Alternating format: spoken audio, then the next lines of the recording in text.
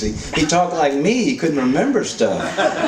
Is he a big dummy? What's the deal on Rick Perry? Well, I ran against Rick in 2006. I ran as an independent, the last nail that hadn't been hammered down in America. And Rick, well, you know, I mean, like, right now I'm 67 years old, though I read at the 69-year-old level. And I've got my last will and testament worked out. When I die, I'm to be cremated, and the ashes are to be thrown in Rick Perry's hair. And sometimes I think that I won that race every place but Texas. We did very well outside of Texas. And but Rick, you asked about Rick's run for president. Rick Perry running for president has really only helped two people. It's done wonders for my image, for one thing. It's really been good.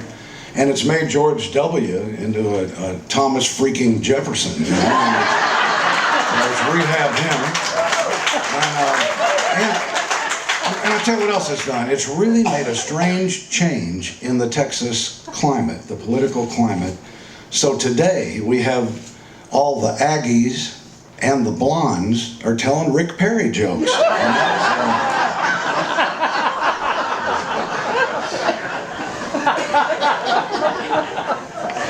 But, you know, my definition of politics still holds. Poly meaning more than one, and ticks are blood-sucking parasites.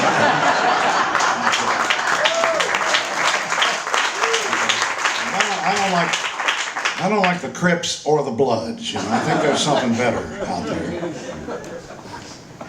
I'm sorry, I'm mesmerized. Tell us about the book with Billy Bob coming up. Right. Well, there's two new books. The one that's coming first is Billy Bob Thornton, the Billy Bob Tapes, A Cave Full of Ghosts. And this guy has some remarkable insights, none of which I wish to share with you at the moment. I mean, I just want to... There's so much in this book, and there's an introduction by Angelina Jolie, which, if you read between the lines, she still loves this guy. I mean, it's really, to me, it's like a love letter from an ex, which is a rare thing.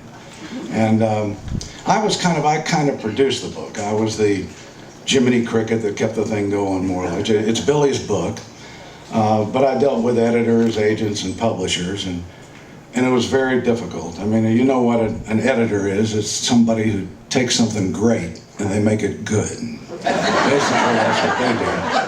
But and the thing with Willie and I are doing a book now called The Troublemaker. And I saw Willie right after one of the interesting times was right after the famous bust last year when he was coming across from Mexico.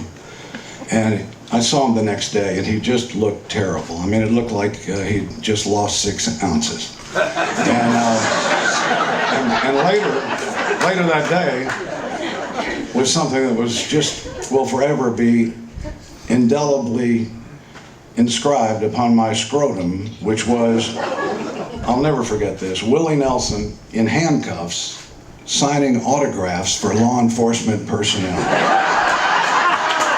That's why we call him the Hillbilly Dalai Lama. Some are wondering why I hold this cigar. It's kind of an oral fixation. It's a magic feather. And in fact, 2 weeks ago, I was leaving on this tour, the Southern Discomfort Tour, and which has been a financial pleasure for the Kingster. I mean, it's gone well.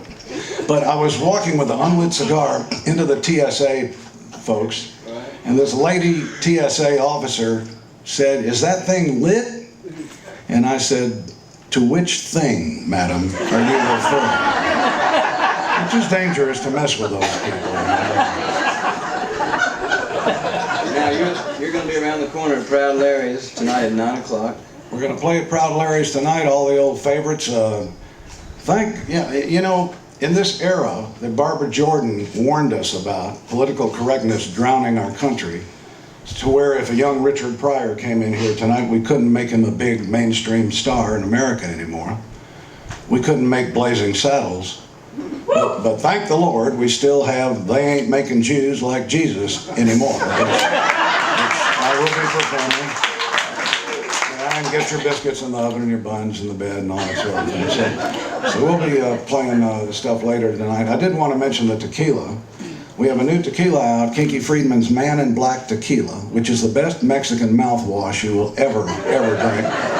I drink it cowboy style, which is you snort the line of salt, and then you take the lime and squirt it in your eye, and then you kill the shot. And this will make you so high you need a step ladder to scratch your ass. And I did want to say that Man in Black Tequila eschews all methodology of the 21st century. This is not your father's tequila, it's your grandfather's gardener's tequila. It's done the Mexican way. And we do it all in copper. We filter in copper, not like Patron and, you know, with stainless steel and all that. But Man in Black salutes Zorro, Paladin, and Johnny Cash. Kinky Friedman, ladies and gentlemen.